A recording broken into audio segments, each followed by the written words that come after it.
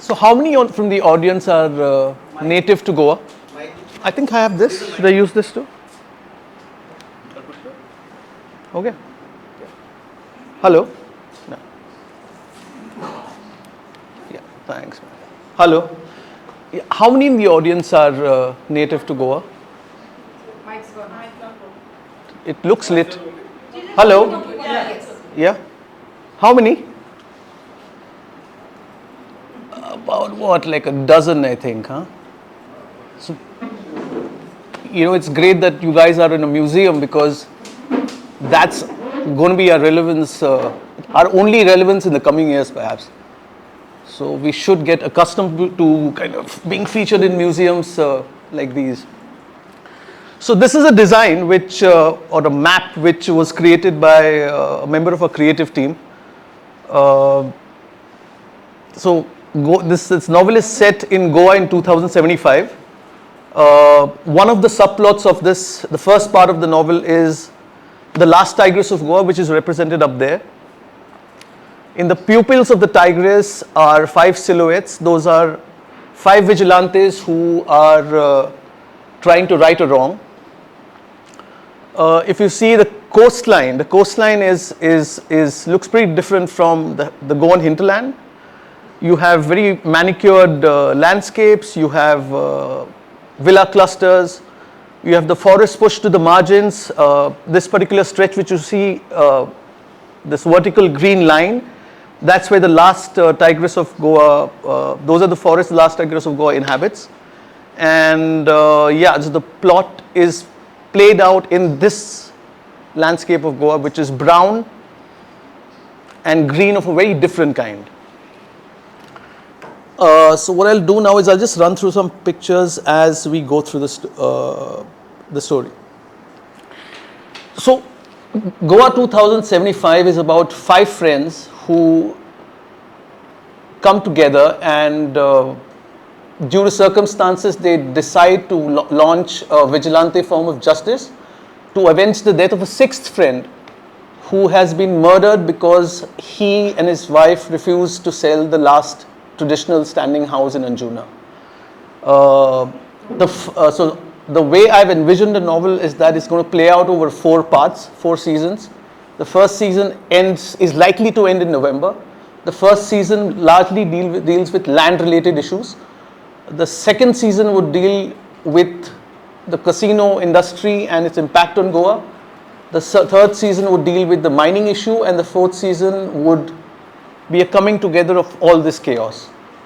So I'm hoping this pans out over, say, 4.5 years. So that's the vigilante element. I mean, not the guy there, but that's the sum and substance of the trajectory of the novel. Another one, great vigilante movie. So the spirit of rebellion in this particular novel starts from or is inspired by something called the Pinto Revolt of the 1770s, where a group of priests decided to revolt against the Portuguese administration, and the characters in the novel find inspiration in this particular part of history. The plot fails miserably. Hopefully my novel won't. But so there is a historical mooring to the story which I'm trying to say. So who are the guys who are fighting the system alongside? I think I forgot a major part of my presentation, so let me just correct it. So by 2075, Goa is divided into 2 major classes. The first class are the overlords, who are the rich, and most of them occupy this coastal fringe where it's the most expensive piece of real estate in the country by then, and access to these areas is very limited. So you have the guys who live in this part of the stretch are called the overlords, because to live on the surface in Goa in 2075 requires you to purchase something called surface rights, and they're very expensive. And those who can't afford to pay for surface rights are forced to live in subterranean caverns, which are again marked here. You see those horizontal slits. So this is a map which is also a work in progress. As the novel develops further, we'll add more legends to this particular creative. So yeah, so there's the overlords, and then there's the subterraneans. And apart from these 5 guys who are trying to fight back, one of the main players of the subterranean revolt are a group called Bhuyaratle Munis. So this is a play on a Konkani film called Bhuyaratle Munis. It was singular there, which I think it's pretty evident. So these guys are led by a group, led by a guy called Ranga Rane, who is trying to get even with the overlords and the corporation which is now running Goa instead of an elected government. This is created by a gentleman called Kalpesh, who's sitting right behind you guys. This is his visual representation of the villain in this novel called Vikramaditya Desai. And he is a guy in charge of, he's a director in the Democratic Corporation of Goa in charge of the land revenue division. And he is overseeing this absolutely rampant deforestation and conversion of Goa's landscape into a villa cluster haven. He's the guy who's going to die in the first part. Okay. The second character is a guy called Sandeep Arya, partly mirrored around a lot of journalists that I saw, including myself. And he is representative of the futility of journalism in these times. And again, he's already dead, by the way, in case you read the book. So one thing the novel does, it also incorporates a lot of contemporary issues in the text. For example, 3 years ago, I think there was this huge chaos when it came to be that the fish that we consume is laced with formalin for longer life, but obviously it's a carcinogenic substance. So in the novel, there's Vikramaditya deals with this Ethiopian guy who exports milk laced with formalin. So I tried to create a parallel there, a real life situation versus a text story.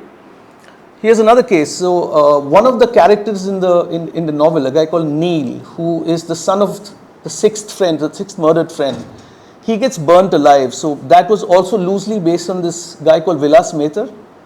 He was burnt alive in a similar real estate case, I think in 2022. This is actually a real, I tried to Google this line online, but I couldn't find it. But this line is actually taken from an extortionist, a visiting card of an extortionist in Anjuna. It's quite creative. Life is a balloon, money is just paper. This was actually his visiting card. His name wasn't Rudolf Ferreira though. So the novel right now is in Turkey. So we had, there was this huge speculation about a group of ministers going to Turkey on a holiday and shit going down there. So I've just tried to replay it in the novel where the plot currently now is in Turkey, where Vikramaditya heads to hunt a brown bear. He's a prolific hunter and a photographer, and he's in Turkey to shoot this brown bear, and he comes back, and the climax in this novel is when he takes a chance at killing Goa's last tigress.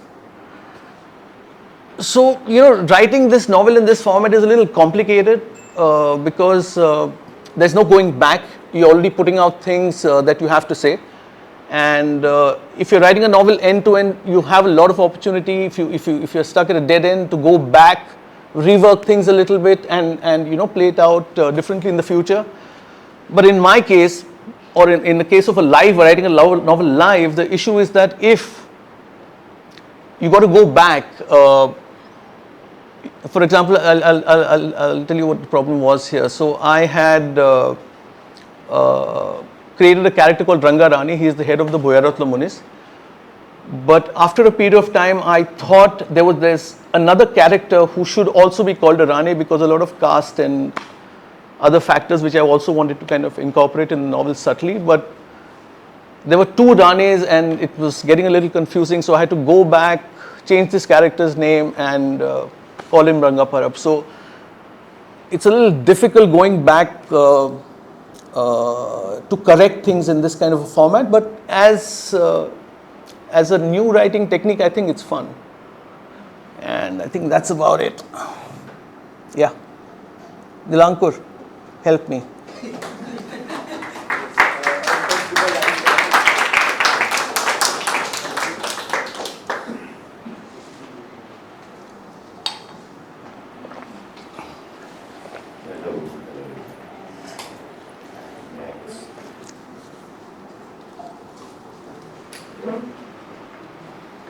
So how many people have actually read the partially or full books? Partial. So Yeah, one second. I had absolutely no clue that this existed, and the other day I meet Nilankur and he's looking very, very excited. And these days we don't find much to be excited about. So he started talking about squad Vincent, and I had seen the early, Insta posts, but then it completely I missed this thing, and probably for the best, because now it's been how long has it been since last October? Sorry. October. Last October. Oh, 9 months. Oh, that's a good time. So, I obviously got a full-blown child, and the interesting thing was Nilankur. We were at Mafia Cocktail, and Nilankur insisted that he reads out a part of it, and that was really nice because I immediately realized the potential of this live structure. Let's start with there. Like, what led you to this decision to write live? A. B. Why are you self-publishing?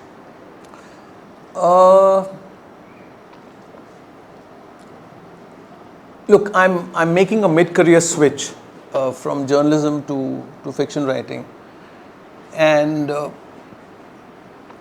you make that kind of switch for someone who doesn't really live in a connected world that way, socially connected world. I did not have the desire to start at the bottom rung and climb up again, so I wanted to create a unique platform for myself. I mean, no shame in saying I wanted to get noticed. All right. I think it's an interesting format. There are some chinks which I'm trying to iron out, but the other reason why I decided to self-publish Q is, I wrote one book, non-fiction book, a biography of Manohar Parrikar that did okay, didn't do very well actually. After that, I was commissioned to write another book by another publisher, another non-fiction book. I did that during COVID. And once that was done, the publisher asked me to write another one, and they said, you might not get paid for this. So if this is what transitioning to another career looks like, I might as well, start publishing myself and hopefully try and monetize it with this format. So monetization. Yeah. Okay. We've come there. That was fast. Oh, we should be there, no? Yeah, exactly. That's so. So some of you may know that, and Nilankur of course knows that I've been trying to develop this publishing protocol, which looks into the future of storytelling, and it's amazing that Maya has already done something that is indeed what this platform wants people to do. So before that, I would like to just mention this talk that I saw yesterday of Jack Conte, who's the founder of Patreon. And he was saying something very interesting, that, obviously, he's at the forefront of this new internet scene, and wondering what do we do now? Because everything sort of is feeding into the attention economy. we all know about the attention economy right now, which is the major thing that changed on the internet from 2014-15 onwards, where algorithms now decide for you. So therefore, our power of choice has been taken away from us without us knowing. Some people are fighting this. One is this particular project. Some other thing that I recently found out is called this group of young filmmakers. They are calling themselves the new wave of YouTube. And they make slow films on YouTube, 40-minute, 50-minute films, like completely defying all the algorithmic benchmarks. You have been looking at providing bit-sized portions, like so. So if stories are the food and you are the chef, this new process of eating, where you don't eat a meal anymore and you just keep nibbling through the day or through the week. Would you want to just talk about this? What do you think the reader, what did you as the creator feel that the reader would, how would they get in? The idea was small portions because, so I upload around 1,100 words every week in English. That's spread over two parcels, and similarly 2 parcels in Marathi, right? So an Instagram grid allows you for 10 image slots. So the first image which I normally use is a creative, and there's a disclaimer at the end. So I get 8 slides, and 8 slides can accommodate 525 to 550 words, which I think takes around 5 minutes to breeze through. 5 minutes is still a lot of time, but what I've also tried to do is in those 520 words, I've tried to, wherever I could, create a structure of a beginning, middle, and an end. So each of those parts, most of them ends with some kind of suspense leading on to the next one. But that's every 500 words. That sometimes it gets a little tricky. Would you say that's true for every flip of the page also? No, that's not true. I mean, there'll be too much. बहुत ज़्यादा हो जाएगा यार. Because there's something called it's called foreshadowing in social media these days, which means that if you're making a reel, you need to show what's happening at the end, at the beginning, and then people will watch the whole thing. It's completely insane where we're going. So let's talk about the Democratic Corporation of Goa. How do you see this? And related to that is the fact that none of us, like you were saying outside, that you can't talk about what's happening right now because you'll get fucked. And therefore, if you can't talk about right now, then how do you talk about things? You're choosing the future. Someone else may choose to talk about the past. And where is democracy in this? It's as absent or present as it is now.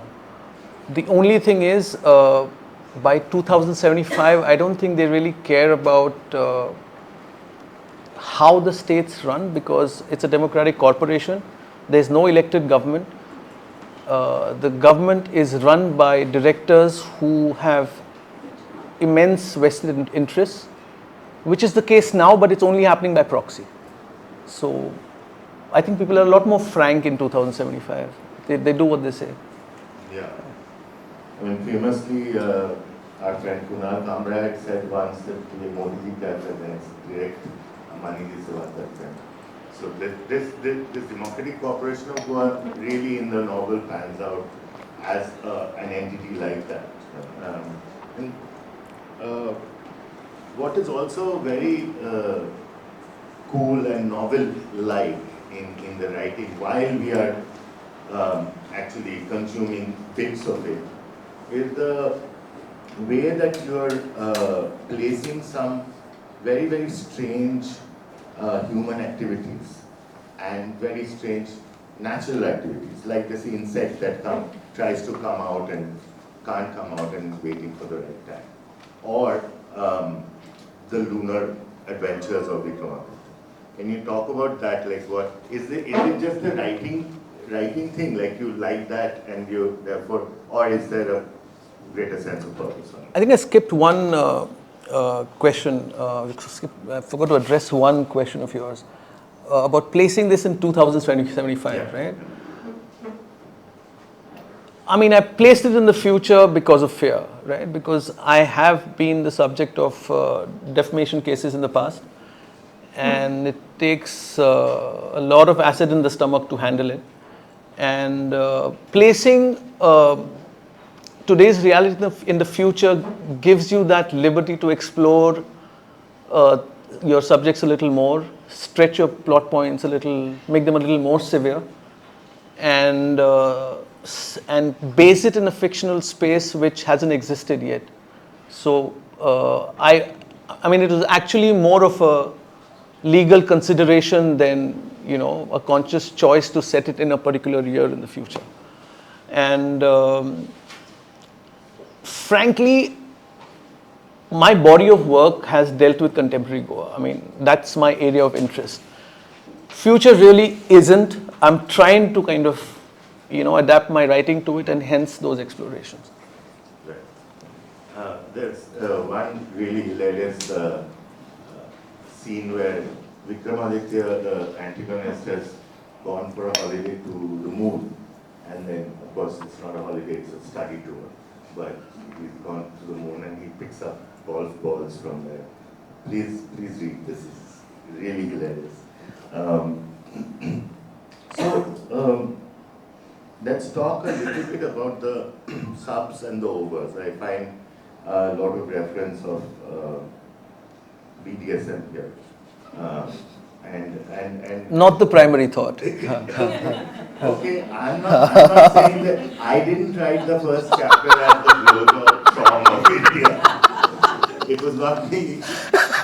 The novel opens with Gulzar and this tigress and this scene, which is a bizarre scene, is happening. Okay, and it's to do with Bidi Jalai, the song Bidi Jalai. It's really incredibly funny.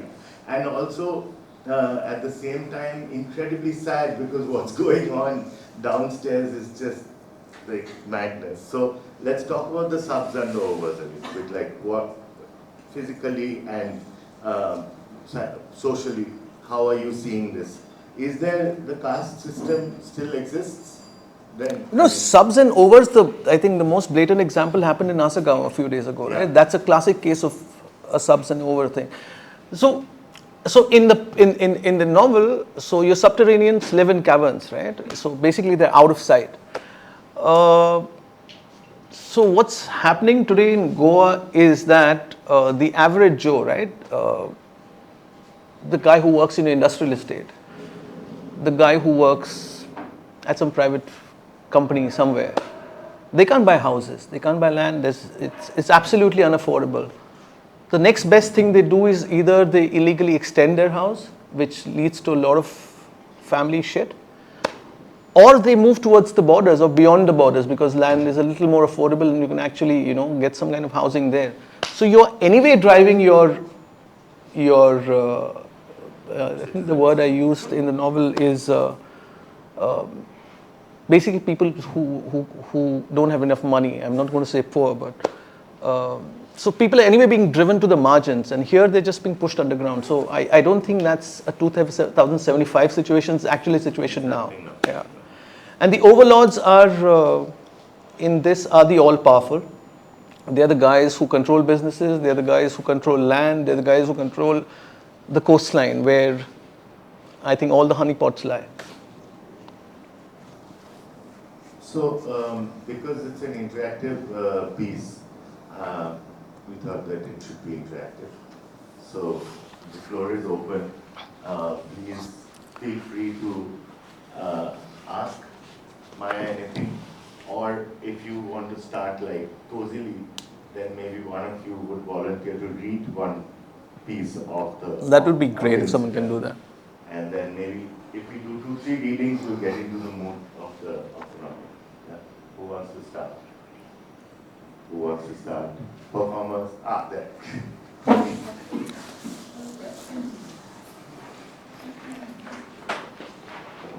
So where's the key? Do you have your phone? You can open it on Instagram and choose randomly.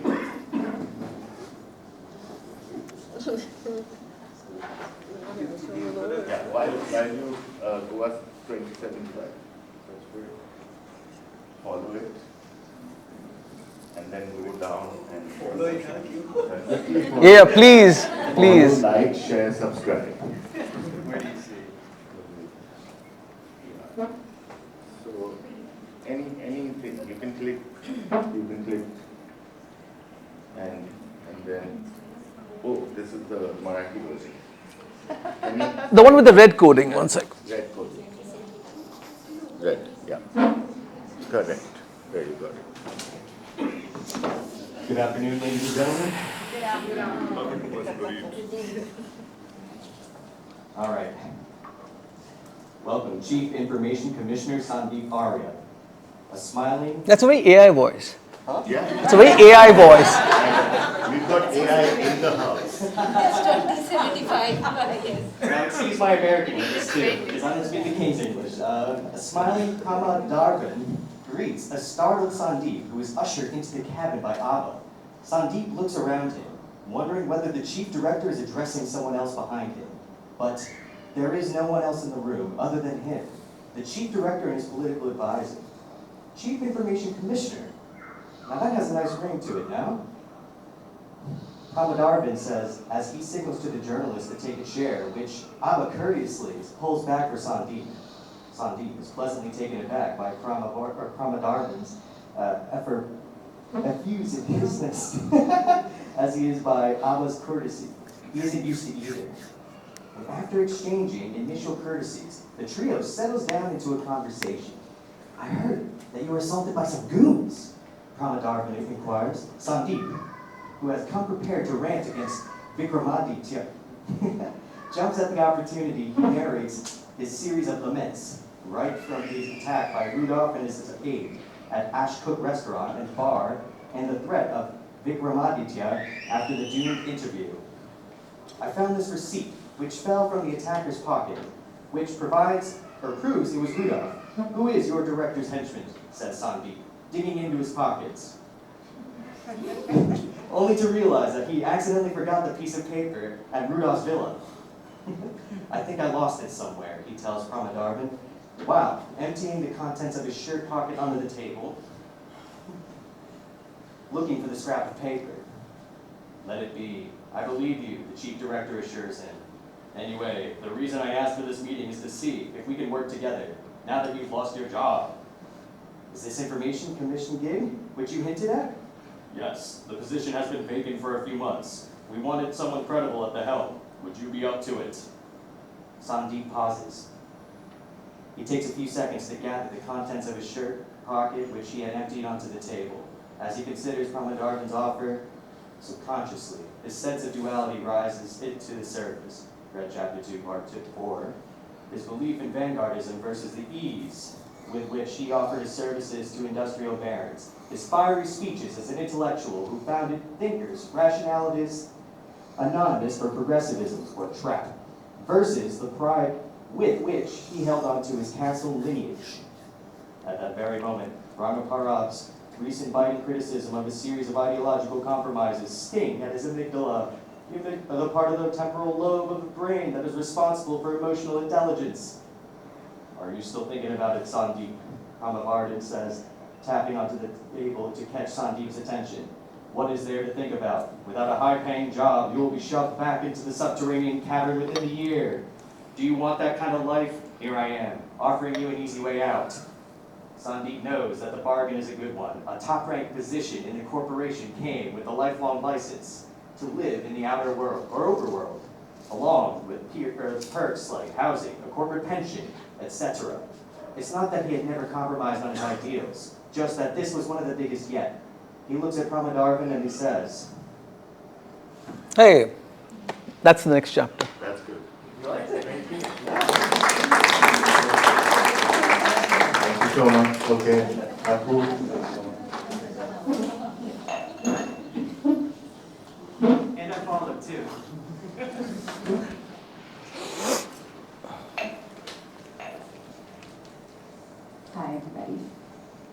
Chapter 2. The sun finally makes an appearance after 3 days of sustained rain.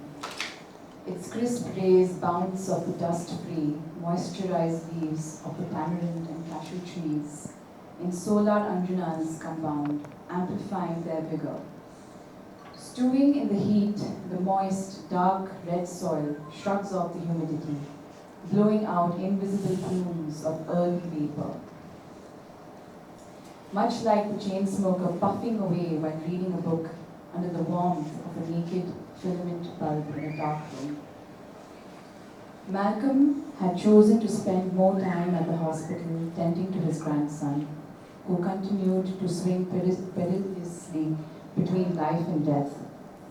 After his intimate conversation with Conchita. Nihal had packed his bags for Europe, unwilling to participate in the conspiracy to kill Vikramaditya.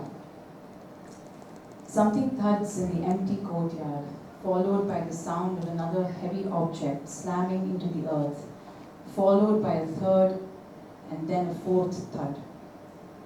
There's a brief silence, lasting around a minute, before a gentle humming noise fills the air. Inside the house, Crespo has joined his friends after spending 3 days at a stretch at the hospital before Malcolm substituted him that morning. He sits on the window ledge, toggling a palm-sized receiver. The 3 others, Karvi, Danaji, and Conchita, as one stared at the window as the drone's buzz steadily rises. The flying machine finally descends and hovers near the window, like a large mechanical dog waiting for Crespo to scratch its chin.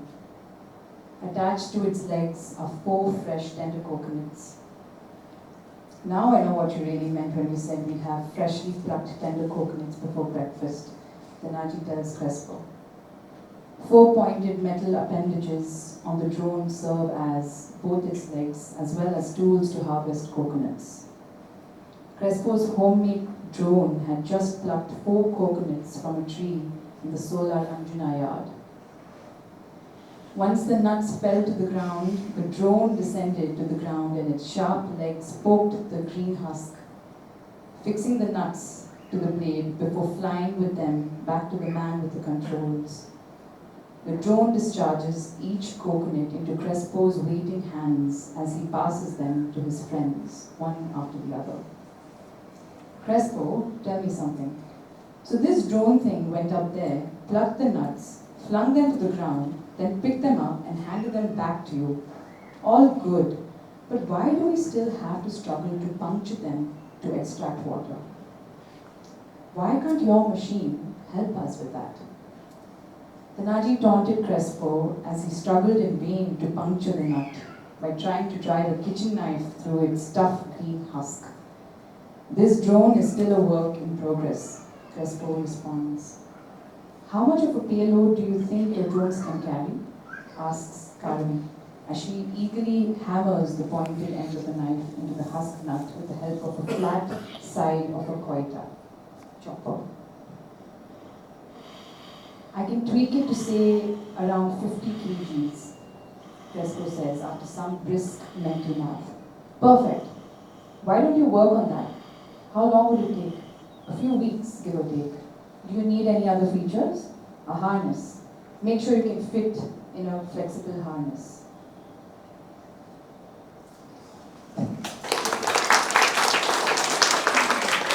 Q, I think that had more BDSM than the Gulzar song, in hindsight, huh? Maybe. Anyone wants to reflect on dystopia for a few seconds? Anyone feeling like that on a Sunday morning? No nightmares? Nobody is having any nightmares. Why don't we talk a little bit about the Asagaon incident?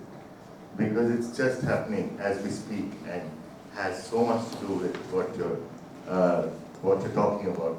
Solar Anjuna, which is the last remaining house in the novel. Not that incident per se, but I'll tell you something very interesting which happened a month into the novel. So I had some friends over, and we were drinking, and it was around 2:30 a.m. We wanted some food, so we ordered food. So the Swiggy guy came in. This 2:30 a.m. He handed me the food, and his next question was, "Sir, आपके पास कोई Delhi party है? यहाँ plot खुला है एक." You know, so if a Swiggy guy, I mean, if a guy delivering food at 2:30 a.m. comes to you with this query, you know something is off, man. Something seriously off. Was he a local? No, he wasn't. No, irrespective. The biggest brokers are always locals. Yeah, of Yeah. course. They're in the know. Yeah. So you want to talk about dystopia for a bit, because I think it's like a commonest sci-fi trope, and it always works because it's so telling, because you can draw out all the worst bits of whatever's happening, and enlarge that and look at life in the shadow of these things that we already know are wrong. Would you want to expound upon that? Look, in this geographic context, I think we are already living in dystopia. And what you see around you are the exact legends of what a dystopia is, right? You have a non-functioning government, right? I would very confidently say there is very little law and order. It is a case of might is right almost every time. I mean, there is really no solace for anyone in the bottom of middle rungs expecting any kind of or any form of justice. So the reason behind writing the novel was also to explore this very intense sense of dystopia which pervades today. I mean, 2075 तो बहुत दूर की बात है. Anyone wants to comment on this critical subject that we keep complaining to each other about at night? No? Standing, not in public. All right.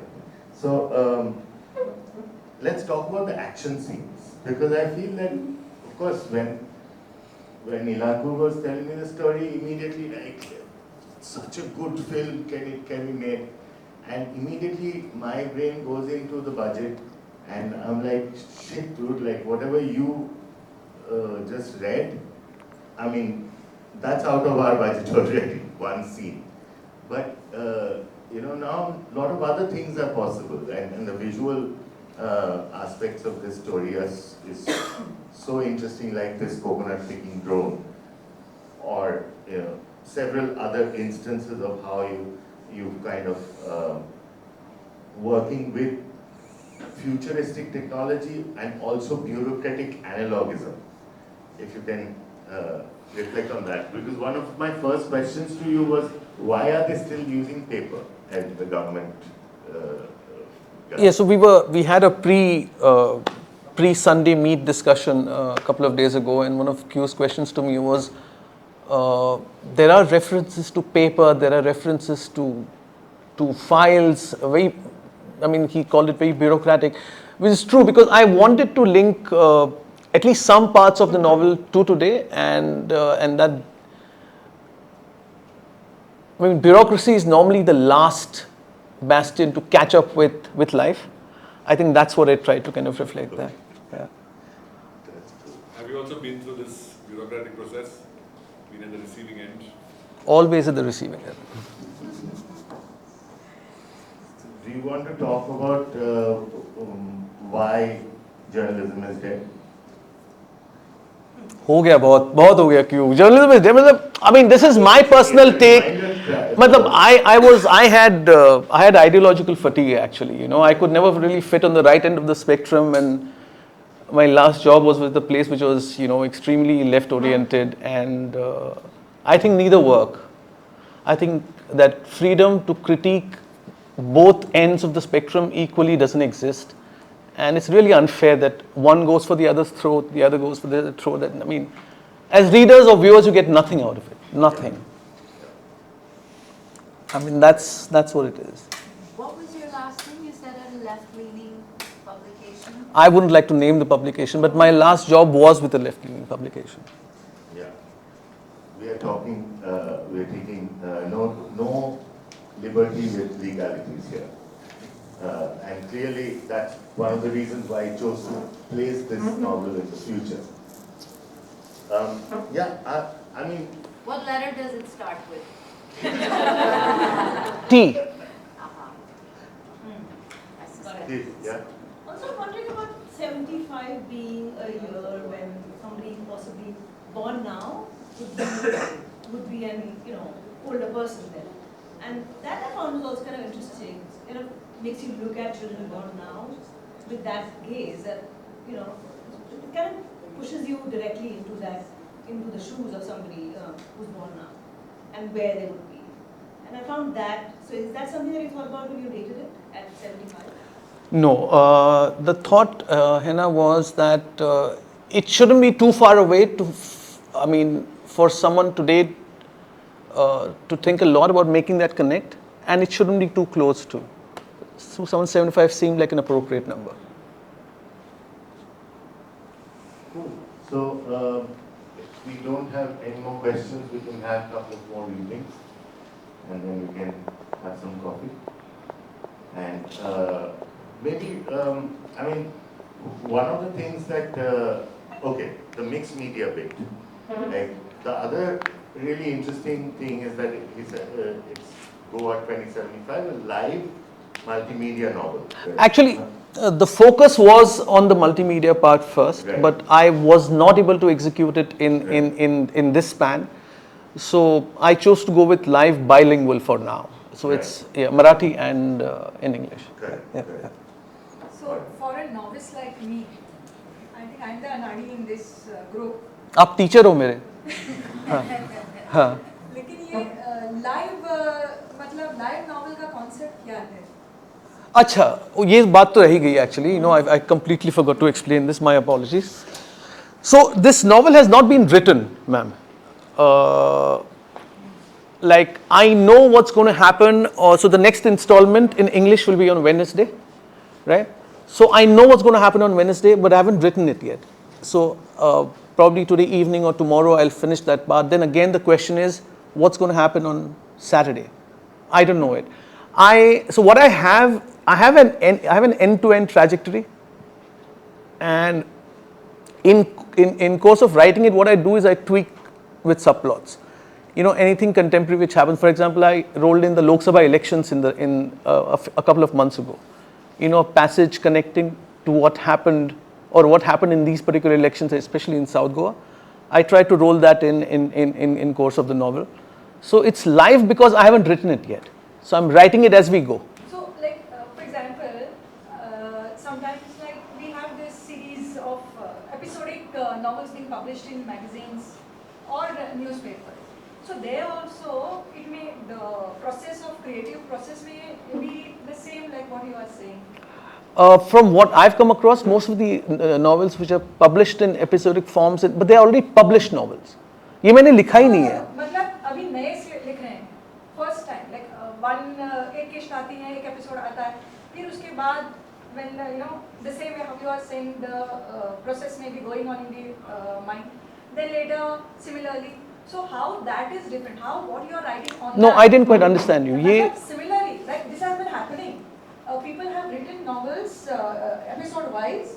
One episode goes, एक किश्त आती है, एक part आता है, and then after some time, next month, say, a second one comes, or a third one comes. And in between also the same thing. What you are saying, I'm thinking whatever is happening at the moment, that also, वो incorporate करते हैं.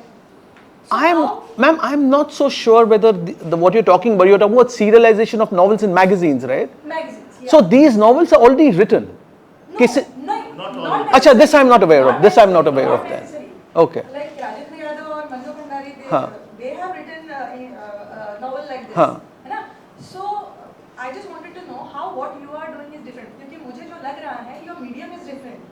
What they were doing was printing it in the Huh. print media, and what you are doing is in the Huh. the No, digital- these particular experiments I was not aware of. So I'm learning something new from you. Thank you so much. Bhushan, you have used tiger as a Huh. metaphor, I believe.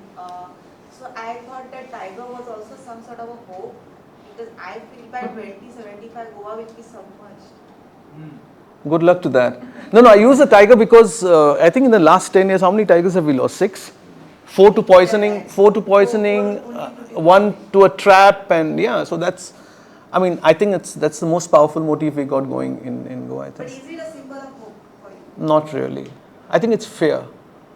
It's a symbol of fear. Because I felt like, No, it's a symbol of fear of losing something.